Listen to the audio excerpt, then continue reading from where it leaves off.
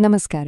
તો ચાલો આજે આપણે સાથે મળીને જોઈએ કે વીતેલું વર્ષ કેવું રહ્યું અને આવનારું વર્ષ આપણા માટે શું લઈને આવી રહ્યું છે. એક નાનકડી સફર છે. ચાલો શરૂ કરીએ. વાહ, શું વાત છે! 2025ની ડાયરીનું છેલ્લું અને શ્રેષ્ઠ પાનું. આ વાક્ય સાંભળીને જેવું લાગે છે ને કે જાણે આખા વર્ષની સફર આપણી નજર સામે આવી ગઈ હોય. તો ચાલો ને સાથે મળીને એ પાના પર શું લખ્યું છે એ વાંચીએ. તો સૌથી પહેલા વાત કરીએ જીવનની નદીની. 2025 પર એક નજર નાખીએ, કારણ કે વીતેલું વર્ષ છે ને એ એક વહેતી નદી જેવું જ હતું, સતત બદલાતું, ક્યારેક શાંત તો ક્યારેક તોફાની. અને સાચું જ છે, જીવન એક વહેતી નદી જેવું જ તો છે. ક્યારેય એક જગ્યાએ અટકતું નથી, બસ વહેતું જ રહે છે. 2025 પણ બરાબર એવું જ હતું, સતત આગળ વધતું, ક્યારેય પાછું ન વળતું. જેમ નદી નવા નવા કિનારા બનાવે છે ને, એમ જ આપણે પણ કેટલાય નવા અનુભવોમાંથી પસાર થયા. અને આખા વર્ષમાં આપણને બધું જ જોવા મળ્યું. વિરોધાભાસોથી ભરેલું વર્ષ હતું આ. એક બાજુ અમુક અજાણ્યા ચહેરા ક્યારે આપણા દિલના ધબકારા બની ગયા એ ખબર જ ન પડી. નાની નાની સફળતાઓએ ચહેરા પર સ્મિત લાવી દીધું. પણ બીજી બાજુ અમુક વહાલા સંબંધો પાછળ છૂટી પણ ગયા. ક્યારેક ખાલી ખિસ્સાએ રાતની ઊંઘ પણ હરામ કરી દીધી. આજ તો જિંદગી છે નહીં, સુખ અને દુઃખનો સંગમ. પણ આ જે મુશ્કેલીઓ આવી, શું એ માત્ર આપણને દુઃખી કરવા માટે જ હતી કે પછી એની પાછળ પણ કોઈ ભેટ છુપાયેલી હતી? ચાલો સંઘર્ષમાં છુપાયેલી શક્તિને શોધીએ.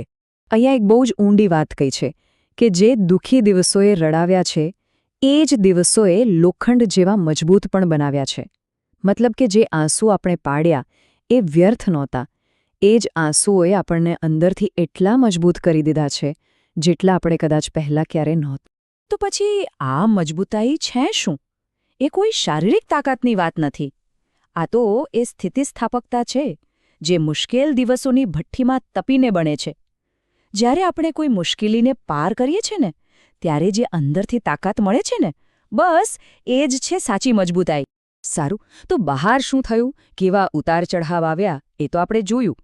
પણ સાચો બદલાવો તો અંદરથી આવે છે ખરું ને?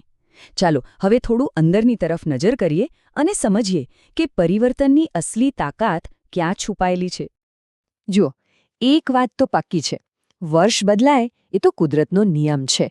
કેલેન્ડરનું પાનું ફાટશે, નવું વર્ષ આવશે, આ બધું તો ચાલ્યા જ કરવાનું છે. એમાં આપણું કંઈ ચાલે નહીં. પણ સાંભળજો, અસલી ખેલ અહીંયા છે. જ્યારે કોઈ માણસ કેલેન્ડરની જેમ નહીં પણ અંદરથી બદલાય છે ને, ત્યારે ઇતિહાસ રચાય છે. સાચું પરિવર્તન તારીખ બદલવાથી નથી આવતું, એ તો આપણી અંદરથી આવે છે. તો ભૂતકાળમાંથી આપણે જે શીખ્યા એ બધું લઈને હવે ભવિષ્ય તરફ જોવાનો સમય છે. 2026 આપણી સામે ઊભું છે. તો સવાલ એ છે કે એમાં આપણે ડરતા ડરતા પગ મૂકીશું કે પછી પૂરી હિંમતથી ચાલો જોઈએ. અને આગળ વધવાનો રસ્તો બહુ સીધો અને સરળ છે. ફક્ત 2 પગલાં. પહેલું, સ્વીકાર. જે ગુમાવ્યું, જે પાછળ રહી ગયું, એને કુદરતની મરજી માનીને સ્વીકારી લો. એનો ભાર લઈને ચાલવાની જરૂર નથી. અને બીજું પગલું, જીદ. જે બાકી છે, જે મેળવવાનું છે, એને જીતવાની એક નવી જીદ સાથે બસ આગળ વધો. અને હા, આ નવી સફર પર નીકળતા પહેલાં અમુક વાતો ગાંઠ બાંધી લેજો. પહેલી, કોઈ પણ ખરાબ પરિસ્થિતિ કાયમ માટે નથી રહેતી, એ જતી રહેશે. બીજી, ગમે તેટલું અંધારું હોય, અંદરનો આશાનો સૂરજ ઉગતો રાખજો. અને ત્રીજી અને સૌથી મહત્વની વાત, યાદ રાખજો, શ્રેષ્ઠ તો હજી આવવાનું બાકી છે. કેમ કે નસીબના જે સોનેરી પાના છે ને, એ લખાવાના હજી બાકી છે. આપણી વાર્તા અહીં પૂરી નથી થતી. અરે આ તો બસ એક પ્રકરણ પૂરું થયું છે. સૌથી સુંદર પ્રકરણ તો હજુ લખાશે. તો આ વાત આપણને એક સવાલ પર લાવીને ઊભી રાખે છે કે આ નસીબનું સોનેરી પાનું લખાશે કેવી રીતે? કોણ લખશે? અને જવાબ બીજે ક્યાંય નથી, જવાબ આપણી અંદર જ છે. એ પાનો આપણા નિર્ણયોથી, આપણી હિંમતથી અને આપણા કર્મોથી લખાશે.